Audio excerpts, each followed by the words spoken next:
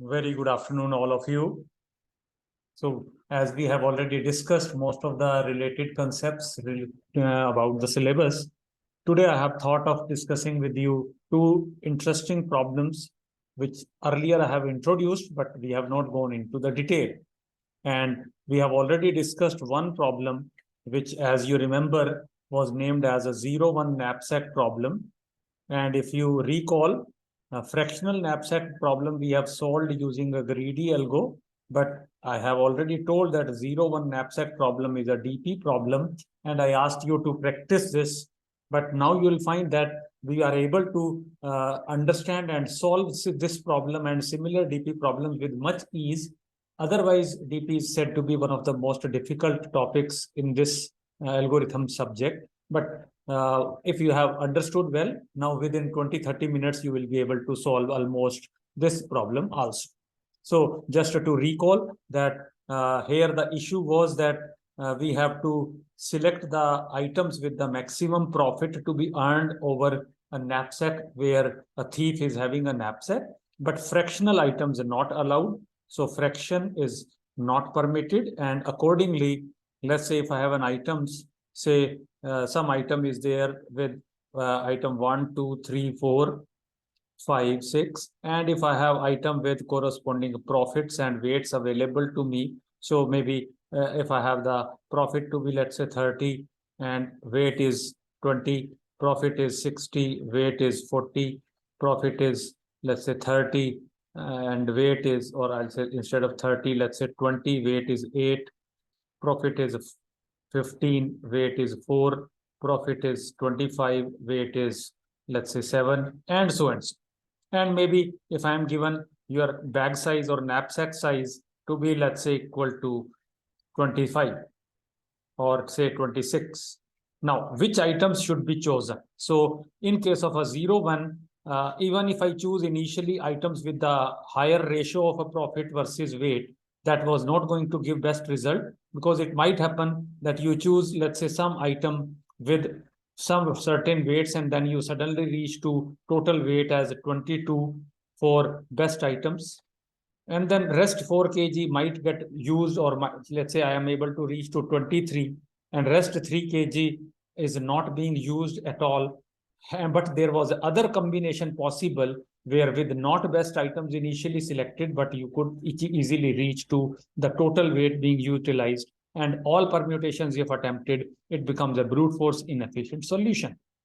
So just to recall that, I'm not going in more detail to explain what is 0-1 knapsack problem, but we have already understood and earlier discussing that when it is non-fractional weights only permitted, full item to be taken or full item not to be taken, then we might not be able to decide using a greedy choice or not taken, no fractional allowed.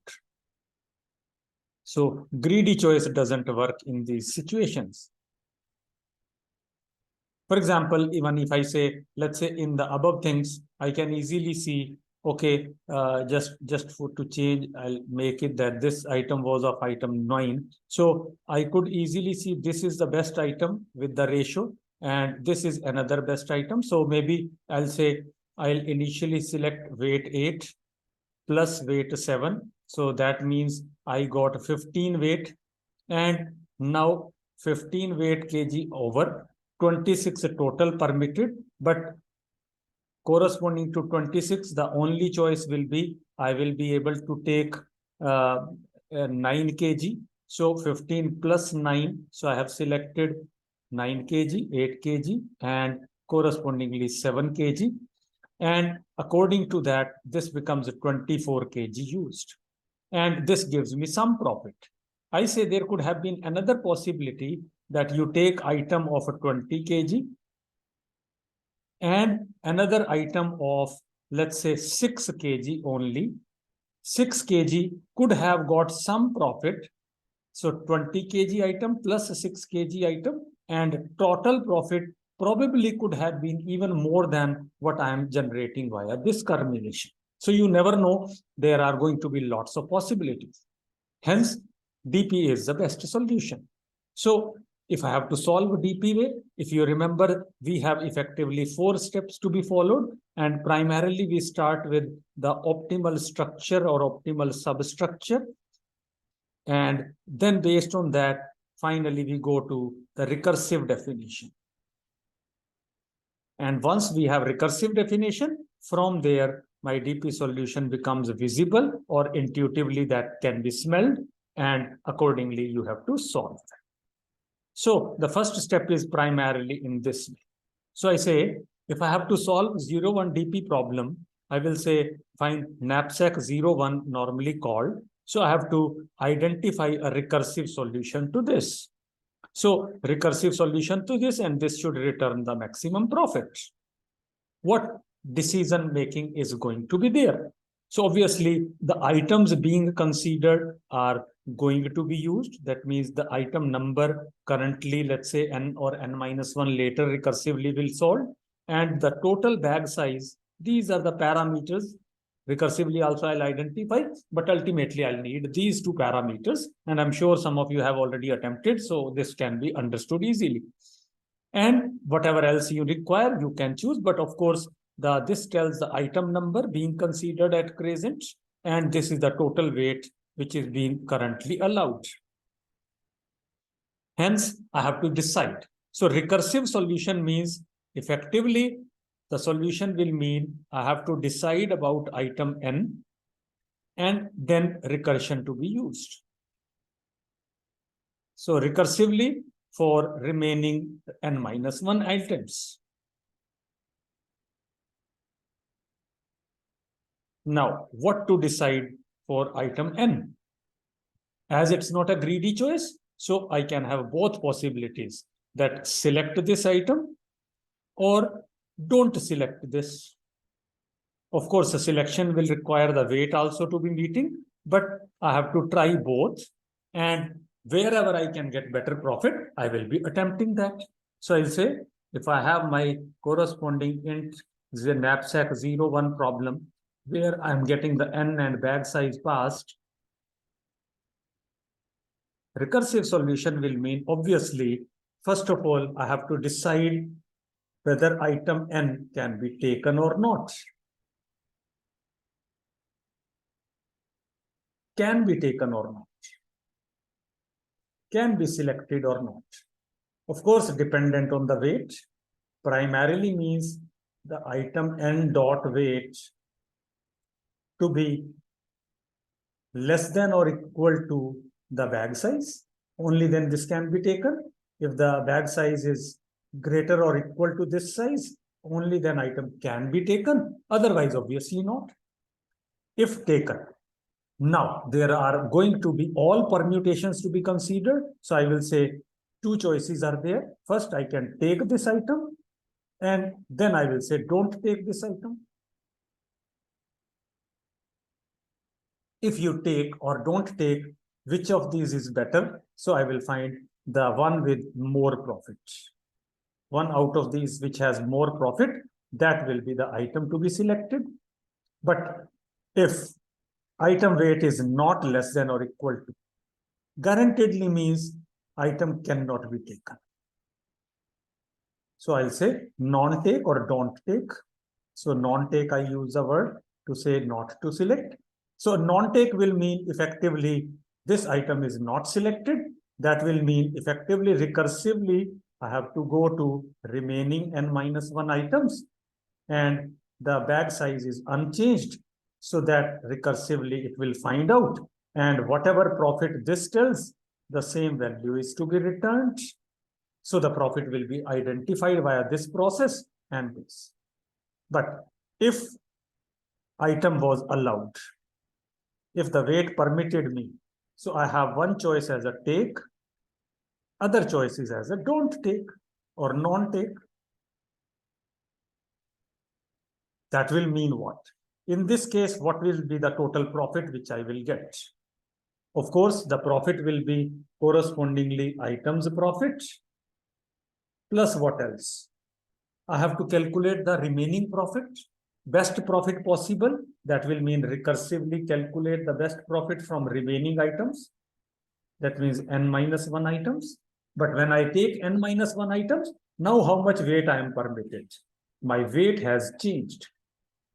My bag size has changed because I have already selected this item.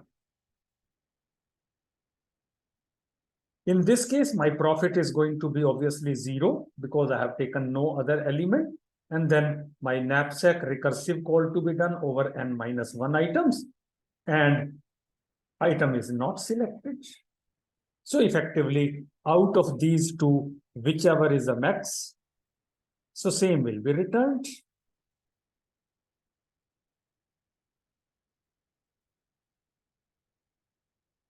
And this is going to be effectively my process of solving it recursively. Just to have this understanding, let me then go to quickly showing you the partial code and have a look over the same. So I'll say, if I have to solve recursively, I'll need one non-recursive step. Non-recursive step means where the recursion will not be called, because recursion cannot be unconditional. There will be some condition. So I'll say, if index is 0, my items are from 1 to n. My bag size is also 1 to some weight, possibly. So if index is 0 or bag size is 0, obviously I can say profit is 0, so I will return. On the other hand, if the item's weight is permitting me to choice or to have this item selected, so I can say one choice is take this item, take the item index. Otherwise, I have the choice not to take the item. So if I select the item, my profit corresponding to this item plus the recursive call for remaining items with reduced weight. Non-take will mean profit will be correspondingly for the remaining items through recursion. And out of these, whichever is better profit, I should select that. On the other hand, else item cannot be taken. So profit through non-take will be the only choice. So this can become a recursive solution. And through this, I can do. Once I know the recursive solution, I can think of doing the memoized, and followed by I can do towards the DP solution. So I'll just go back to the discussions on paper and go towards from this to DP solution. Then ultimately aim is to generate a DP solution. So if I want to generate DP solution, first of all, I have to have a storage. Storage, of course, I need some array. Now, whether it is a one-dimensional array or two-dimensional array, I have to decide. So obviously, from the recursion call, we can always find knapsack 01 function recursive call was dependent on two parameters. Each time both parameters are changing in the recursive call, n is also changing and bag size is also changing. So that means both decide the corresponding storage required. So both needed and both will be deciding the solutions. Hence, I will say my solution needed will be nothing but I will have a DP array of 2 dimensions, where first dimension will be based on the items. So I'll say n plus 1 size minimum needed, and items are there, and 0th row or column I will leave empty so that boundary conditions, non-recursive values get stored. Similarly, my bag size is there. So bag size plus 1, 0 to bag size, 0, I'll leave 0 as empty, and up to bag size, I will need this. So I need a 2D array. I have a 2D array, effectively means I equal to 0 being this, and item number I equal to n being this. I have to decide whether item I to be taken or not. Similarly, my weight also changing, and from 0 to maximum possible size, the total 2D array. Of course, if I is a 0, means no item being selected, profit is guaranteedly 0. So I can fill this entry with directly 0 without any confusion. Similarly, if the weight is 0, for all items, anything may be selected or not, everything is 0. Then I have to fill the rest of the entries. Now I have to find out how other entries will be generated. So which order I should generate? Should I generate this? Should I generate diagonally? Should I generate this way? Or from where I should generate next value?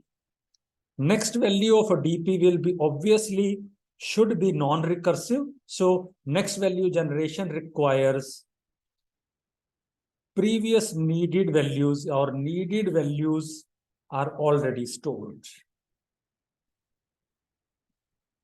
Then question comes, what are the needed values? So needed values are directly known from the recursive calls. If you see in the previous case, I have 3 recursive calls. If the item was permissible, for the take case, the recursive call was effectively using n-1 and some bag size minus something. Second case was non-take, which said recursive call will come with n-1 and the bag size remaining same.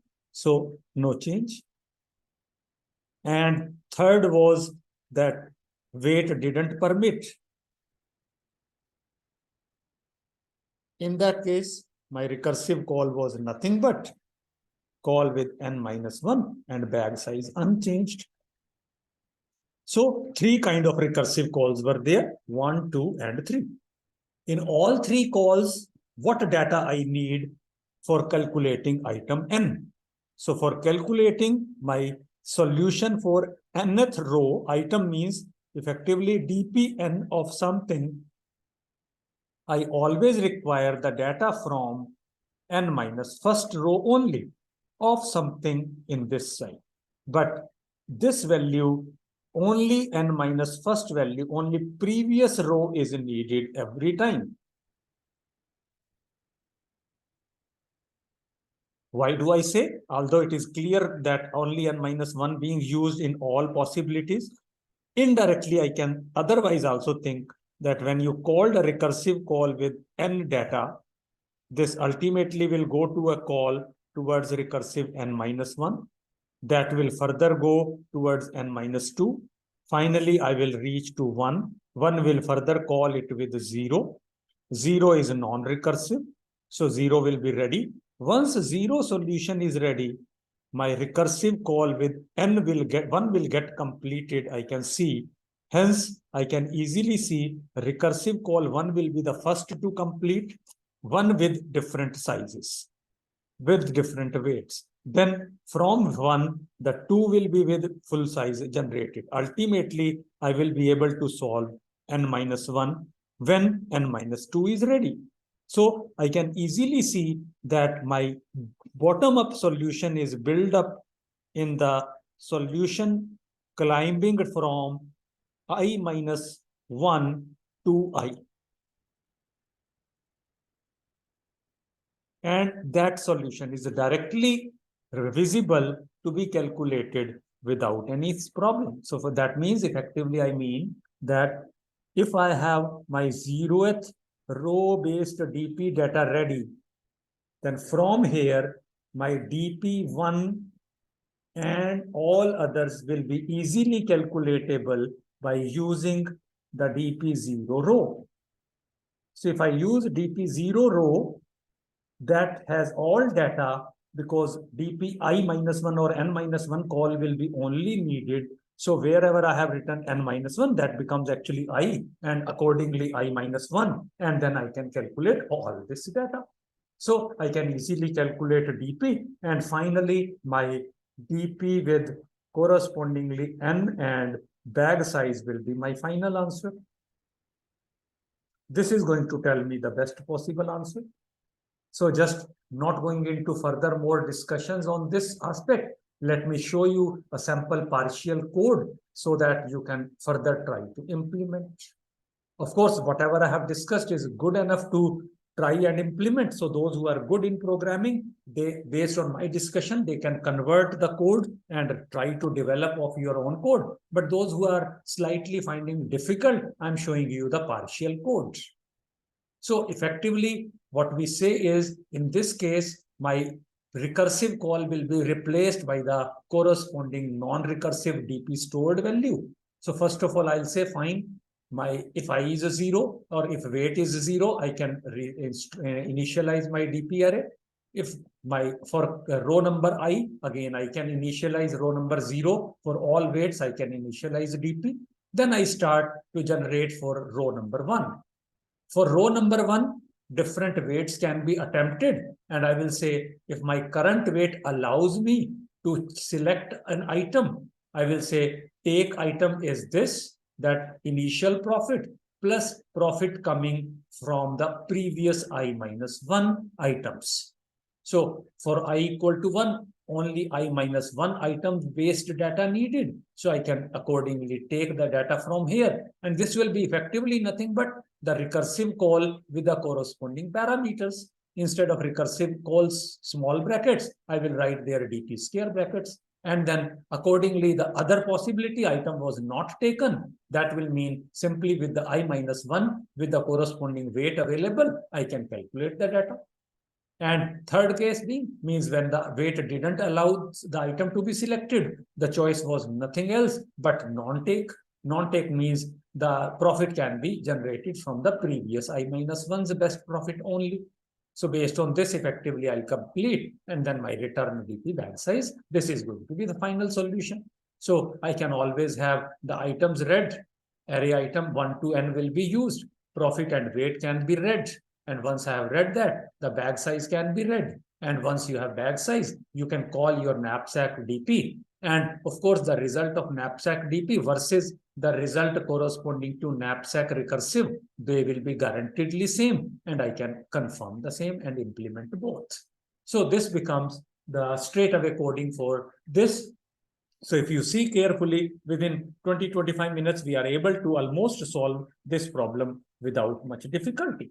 So I will say now, going back and resuming to what we were discussing. So I will ask all of you, try to complete this code and try to implement 01 knapsack DP by your understanding.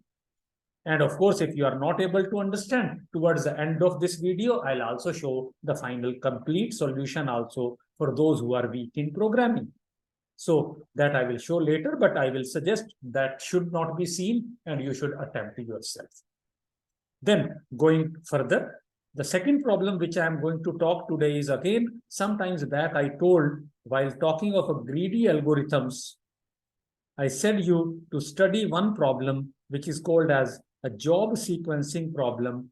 Job sequencing with the deadlines is the question given. And I told that this is in a different book. Corman has this as an unsolved problem, but this problem is a solved problem in Horowitz and Sahni book.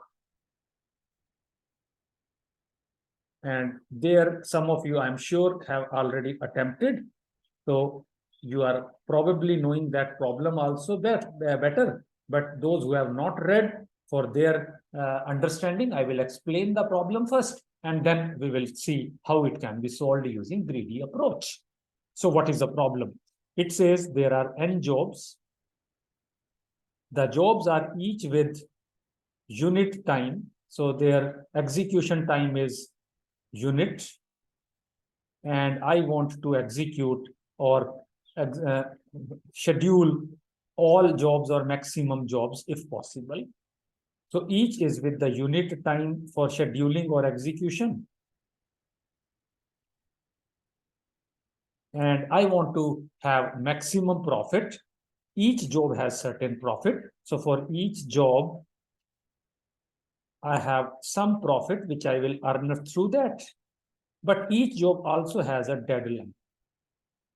And I have to meet the deadline.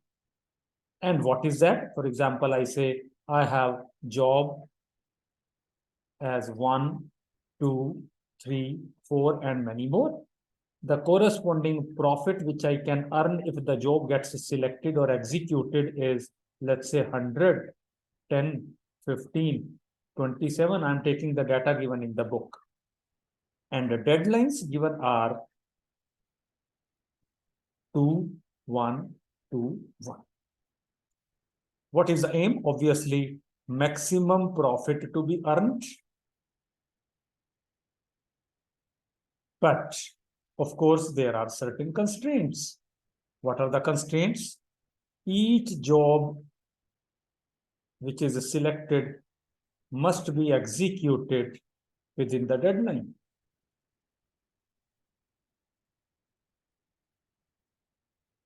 Or up to the deadline. each job will require only 1 unit of execution.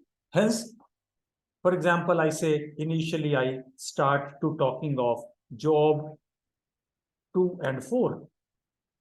So I say job and 2 and 4 is an incorrect answer because job 2 and 4 both cannot be executed, both have deadline 1.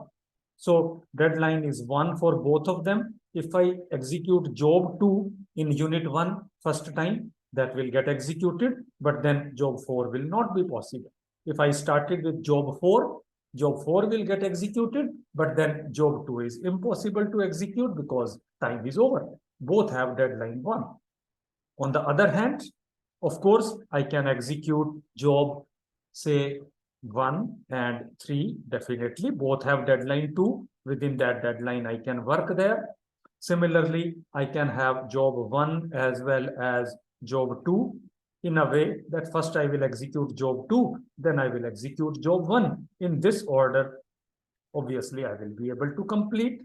Not only that, similarly, I can also have job 2 and job 3 also, same order. This order, if I execute, they also can be executed.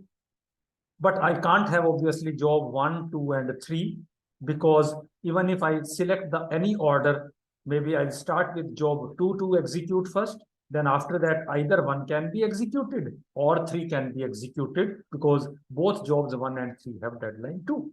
So this obviously means that I am in this situation able to solve maximum 2 jobs because I have the deadlines requirements in a way that in this case, maximum 2 jobs could be selected. But which 2 jobs? I want the best profit. So best profit should be aimed. For example, in the previous case, if I have the corresponding data, I could say if I select job 4 first, which will have the deadline 1, so it will be the first to be executed, followed by job 1, which is having the deadline 2. The profit which I get is 27. From here, the profit which I will get is 100. So 127 can become the best profit which can earn I through this. But how do I get this? Of course, one way could be try all permutations and from all of them find whether they are feasible and can I get all permutations working, and if they are okay, the best profit can be chosen. But of course, that is going to be brute force solution, and that is not going to be a good solution, less efficient. I say in this case, I should not go for this solution because this is a question where my greedy choice can work. Of course, you can smell what is the greedy choice. Later, we will prove that that was the optimal choice or not. So what is the greedy choice? Of course, I can say the best item or best profit item should be chosen if possible. Best profit job to be selected. Of course, if deadlines meet.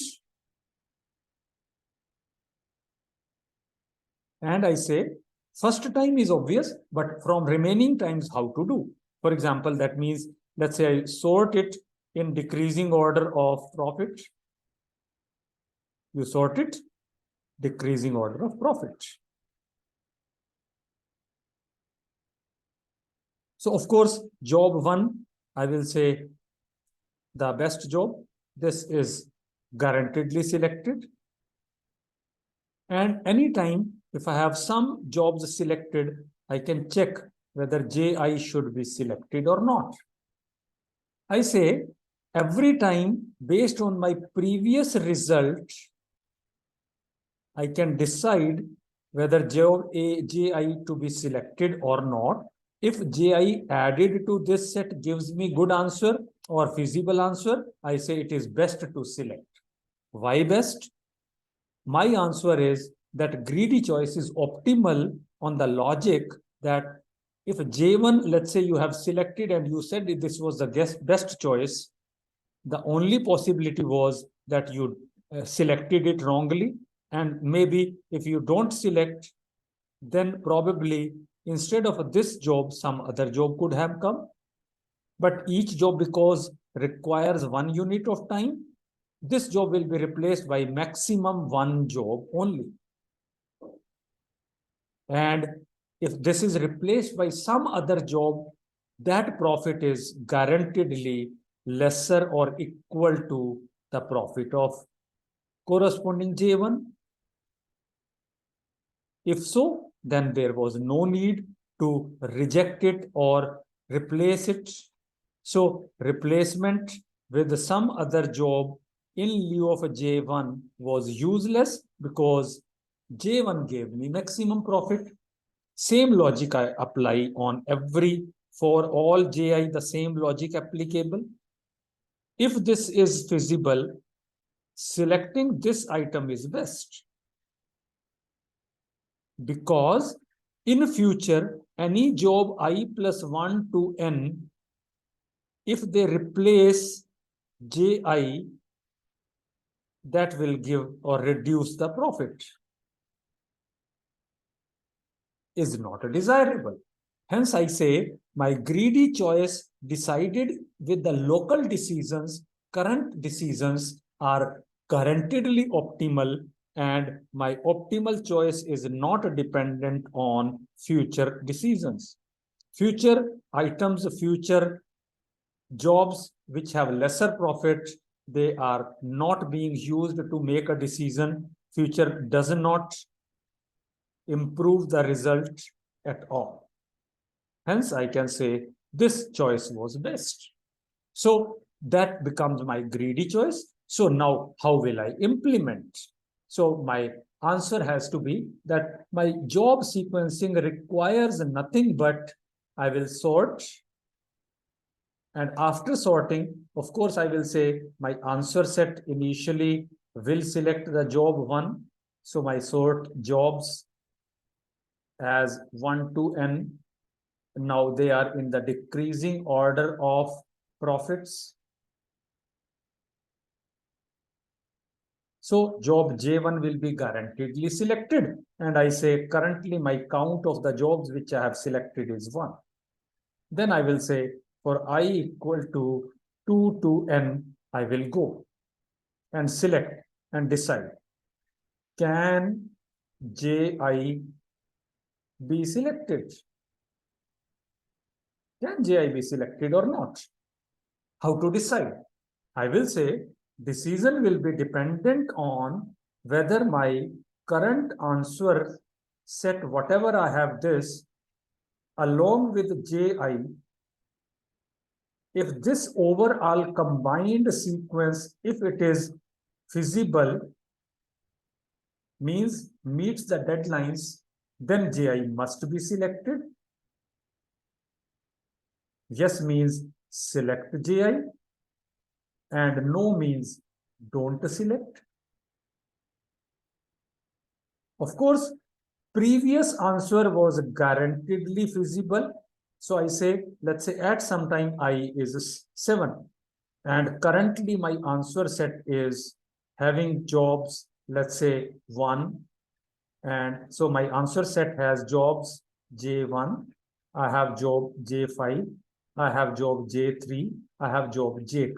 In some order, why I'm just explain later. But I say if these jobs are already selected, it means job 4 and job 6 have been rejected because they were not feasible. But this currently this solution is guaranteedly feasible for no doubts.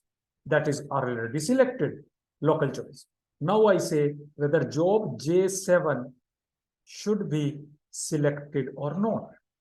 That will mean if my jobs J1, J5, J3, J2, and J7 collectively are feasible or not. If yes, J7 should be added into the answer set, otherwise not. That's the simple choice. So that way I can easily go. Then the question will be how to check whether they are feasible or not.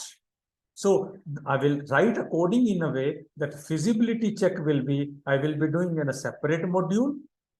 And if that feasibility is there, then the job J7 should be added.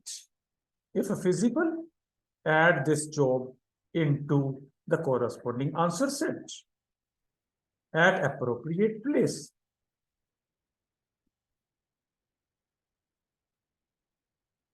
And appropriate place will be the criteria which is dependent on how to check feasibility. Now, how to check feasibility? Feasibility means every job selected should meet the deadlines. Of course, what should be the criteria? So I say the job which has better deadlines, job having more bigger deadlines, they can be scheduled later. Of course, because they have more tolerance, can be scheduled later. And before that, I should try to schedule the initial jobs which have a smaller deadline. So if this answer, I will say, of course, when I'm saying J1, J5, J3, and J2 are selected and feasible, it guaranteedly means that all four can be scheduled and executed within deadlines. So this is actually the order of scheduling. So I'm maintaining the answer set in order of scheduling or sequencing. Why? I say this will mean J1 should be first job to execute. Maybe I say second job to execute will be J5. Third job will be executing as a J3 and then J4. What does that mean? So I'm assuming this scheduling sequence will help me in feasibility. Why?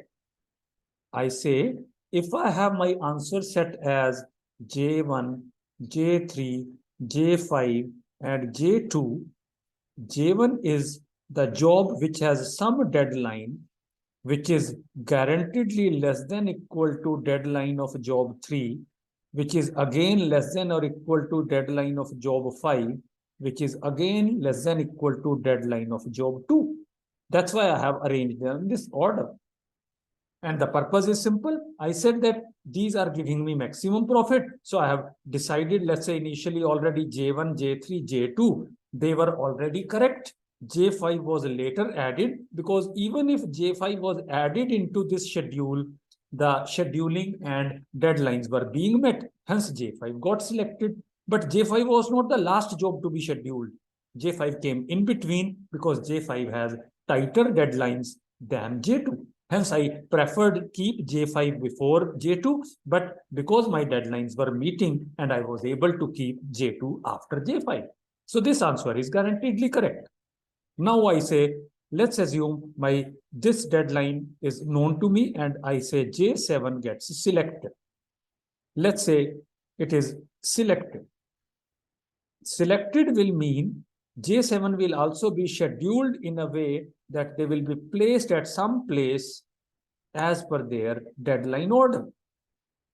So that will mean effectively the above answer set will become in this particular way. Of course, that will be according to deadline placing. So deadline of this particular J7 is less than equal to J5, the deadline of fifth job. Hence, this particular job came at this place. But if this is selected, the reason has to be they are able to meet the deadlines. What is the deadline? J1 should be able to execute as per its deadline. That is obvious because J1 is unchanged. J1 position and J3 position is unchanged. So they were already meeting the deadlines. Guaranteedly, they are correct. Does J7 meet the deadline or not? J7 should meet the deadline. What will be the deadline for J7? I have got stored some value for deadline. Is it feasible or not? So that will depend that if J7 is selected, this is the third job to be executed. And third job to be executed will mean if D7 is, let's say, greater than or equal to 3, then guaranteedly okay. Because third job will mean at unit 3 it will be completed.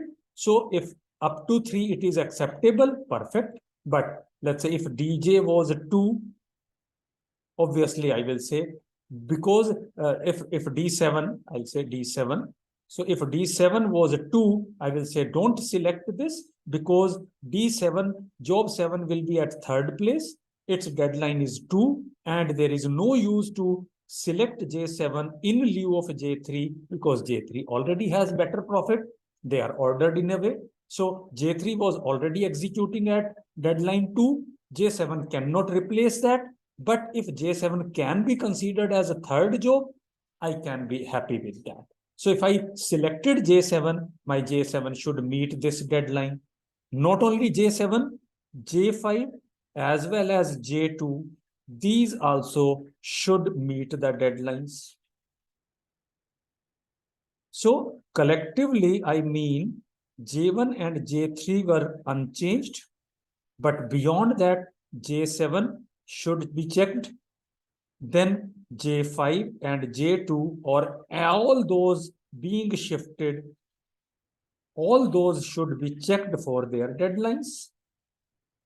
What will be the deadline? Of course, this job should finish greater than or equal to 2. Obviously, this was already satisfying.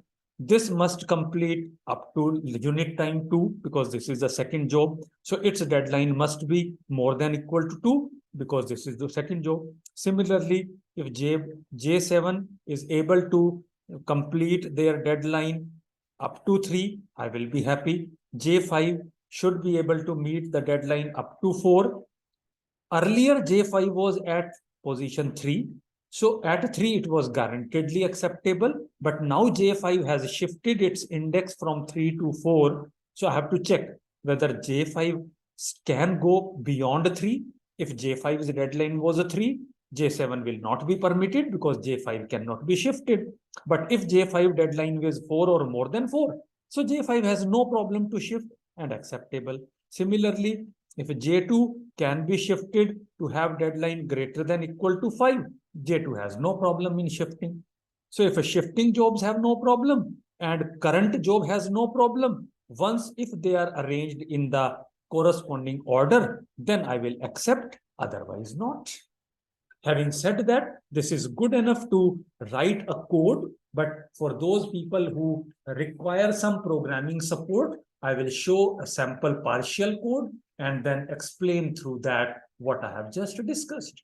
But now I am not going into exact spoon feeding of every code in full detail, because I expect all of you to write code of your own based on the logic explained. That will be the actual learning, that are you able to develop code yourself or not. So I am making a structure job number I am storing, because in sorting the job numbers, initial job numbers will get disturbed. So later I should be able to tell that you gave me job number 1 with this profit, this has been selected or not. So I just stored job number, but I'm going to sort them in certain order. So I'll just show the main first. I'll say, okay, I have read number of jobs, total jobs n plus 1. First job I am keeping empty, job 0 I am not using, so 1 to n. Similarly, answer set 1 to n plus 1 can be the total, 1 to n will be generated. So I read jobs, job number becomes, when job number 1 is read, I give it job number equal to 1, and then profit and deadlines read. Once I read, I will find the job sequence, and based on that, I will say these are the jobs selected. So in the answer, I will have the corresponding jobs selected. So now, sorting will be needed. So I'll show, first of all, the job sequence. So I'll say first sort them in the descending order of profit. First job guaranteedly selected, count becoming 1. Then I say from 2 onwards, I will decide for every job. I'm saying my current job is JI, or if any job being considered, so I say job I, if that can be added to my answer, which array is up to count, I will check the feasibility, whether job I can be added to answer. If yes, position will be not -1. So if position is returned as -1, I will say this job is not acceptable, I have to execute or ignore this job and go further. But if position doesn't come as -1, job is acceptable, I have to accept that job and insert at the position which will be returned. You can easily think insertion logic will be quite similar to insertion sort, which we have implemented, shifting the jobs from position up to count towards the right, and then inserting the job in between. So that code I will write here. And accordingly, I'll keep on adding job. Count will be incremented. Those jobs will get selected. Slowly, answer array will progress. And this answer array will be ready. And I can return that. So now the question comes, how to check the feasibility? So there comes a feasibility check. So I say feasibility check is effectively going to assume or going to work on basis that answer 1 to correct count is guaranteedly feasible till now. I have to check whether job I can be added to answer or not. If position equal to 1 will mean non-feasible, otherwise position will tell where this job I can be inserted. So what can be the best starting position? If job becomes acceptable, that can be placed at count +1 position. I will not initially insert the job. I will just find position so that if the feasibility was guaranteed, only then insertion will be done. Otherwise, I have to unnecessarily delete if found later infeasible. So I'll just calculate the position without doing actual shifting, without doing actual insertion. So using the logic of insertion section, insertion logic effectively from the backwards, from the last position backwards, I'll keep on finding position where job I is to be inserted. In what order? Of course, I have just described in increasing order of deadlines. So once you find this position, now I know this is a place. Once position known, I have to check whether deadlines are being met for everyone or not. So now I claim answer 1 to position -1 is untouched. They are already meeting deadlines. Their position is unchanged. Their index will be unchanged in the answer set. Nothing to be done. They are already feasible. So first thing I have to check for the job I. This job I will be placed at index POSN. By that time, if this deadline is tolerable, if the job deadline is more than or equal to this position, it is okay. But if it deadline is less than this position, this will not be acceptable. So I have to check this because job I will be inserted at this position. So this deadline is to be accepted. And that will mean if it is not feasible, return -1. Then for items which are being shifted, they are to be checked for their feasibility. So I will start J. Effectively, you can smell J will start from POSN position and go up to count because those are the places which will be getting shifted by one place. And I will check if that corresponding array after shifting will meet the new index boundary or not. If not, I will say return -1. If nobody returns -1, the position will be final. If the position is final, that will be used to insert at this particular time. So this way it can be done. And accordingly, once my answer set is ready, I can print the job which was selected, the profit earned, and the corresponding deadline. So this is, of course, in order of increasing deadline, and the item selected will give me the best profit. And it's a good greedy choice.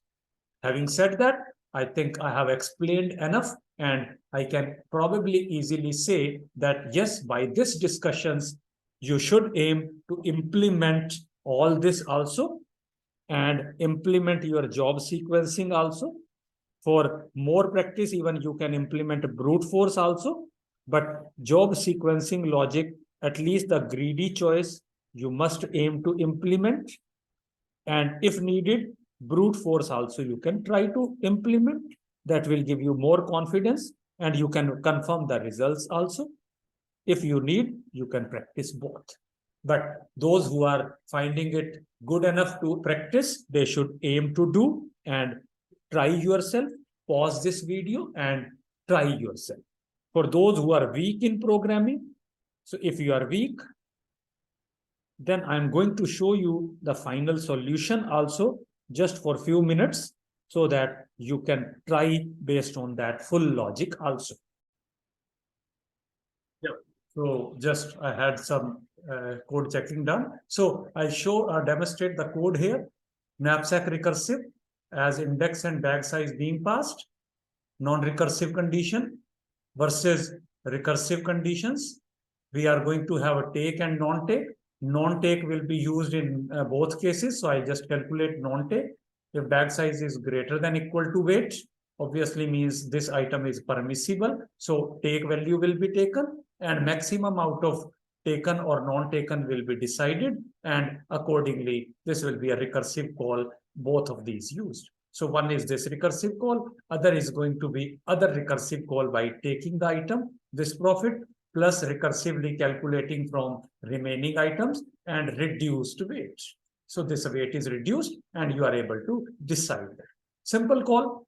Later in the memoized, you can accordingly do. And for the DP, effectively, this call will be replaced with a DP scare bracket. This call also replaced with DP scare bracket. So that means effectively, instead of I will require DP I minus 1 with the bag size, DP I minus 1 with the bag size minus weight. So memoized, I'm not demonstrating much. I can straight away come to the DP solution. Initialization of your 0th column and 0th row. So when I'm taking 0th row, this I am for I different I with weight equal to 0. So I am initializing the first column. And in this case, I'm initializing the first row for all different weights with I equal to 0. Then from 1 to n, 1 to bag size. Of course, this condition now I can easily remove because not needed. I can easily directly work with this condition straight away. So I say if the weight is less than equal to W, of course, my profit will be current items profit plus the data coming from the previous. And if this profit is greater than the I minus 1 W, that is the corresponding non-selected item, then my DPIW will be updated as the higher value. Otherwise, this is the higher and I am getting that. So it is more or less the same as knapsack recursive I minus 1 W minus weight. And this is as simple as knapsack recursive I minus 1 W minus weight. And this, the other call is effectively going to be weight not reduced. That will mean knapsack I minus 1 with original weight. So here weight reduced with I minus 1. Here weight not reduced with I minus 1. Instead of recursion, this is a call. And otherwise, if the item weight was not permissible, effectively from the item minus 1 weights, the same knapsack recursive call with I minus 1 and bag size unchanged, the same call is replaced here. So this becomes the corresponding code. Then I can generate the display items. Those who have implemented, they should try to generate the display item list also. And that will be obviously generatable using this DPL. Because until you don't reach to the final result, your list of item is not selected. Even if you keep on storing at the time of decision, like this profit was added, you think that I will store this item and for future answer it will be used. No. Later, this item might not be used because some other DPIW can reach. Lot of items will temporarily get selected for certain in-between solutions, but final solution is dependent how IW at the last got generated. And that is dependent from where, from previous I minus 1, from where this got its data. So I will have to backtrack and recurse back to find out from which place top I minus 1 DPW, from which positions from the previous row this result came. So either this result came from the previous W or it came with the weight minus of that. If weight minus, that means corresponding item got selected at that time and this will become part of my answer set. And if it was not there, it was the original data, then obviously result was without this item selected. So current ith item was never selected. So based on that, I can keep on generating my answer and accordingly, I can keep on finding the selected items. As items are being generated from the last backwards, so items are in the reverse order, I should print it in the reverse order from the back towards, because this is the item which will be finally stored at the last is the first item which was selected. I think this is good enough. Beyond that, I need not tell. So I have made here all calls. First of all, knapsack recursive. then Knapsack memoized, then Knapsack demo, and I can verify all results to come same or equal to the same way. And then finally items can be displayed. So this is the code corresponding to this. Coming to the code for the job sequencing, final complete code. So I have already discussed what is the solution. Let me show you the job sequencing logic. Of course, I will check the position. If position is not -1, means answer is acceptable, item is acceptable. So I have to create a place by shifting jobs from position, from count and up to position, they will be shifted towards right, effectively similar to what insertion sort logic creates a place, and that at answer position, job will be inserted, count will be incremented. How to check the feasibility? The things are simple. I will try to keep on finding position from last backwards. So position count +1 onwards starts, goes up to 1 and up to greater than 1 checking. But as soon as position becomes 1, this means this is the best possible position. So that I will stop and I'll say keep on decrementing position. Once I come out of the loop, I know that job I is to be inserted at position, this particular position. I'll remove this word at this position and I have to check the deadline. 1 to position -1 are perfect. So first of all, I'll check the deadline for job I. If it is violating the position or index, I will say -1. Same thing to be done for remaining items, position up to count. If any one of them is violating the deadline corresponding to the new index, I'll say if they are not able to meet, because they will be going 1 position plus. So I'll say if their current deadline is effectively less than j plus 1, because their new index will become j plus 1. So I say if their current deadline is less than j plus 1, I should return minus less than j, because less than j plus 1, I'm going to violate that. If that is equal to j plus 1, that will become their new position and it will be accepted. If acceptable, and of course, I will be saying that this is the position to be returned. So this code becomes much more readable, although in the book, there is some more improvement given, slight improvement in terms of the steps being executed, but this becomes more modular and more useful.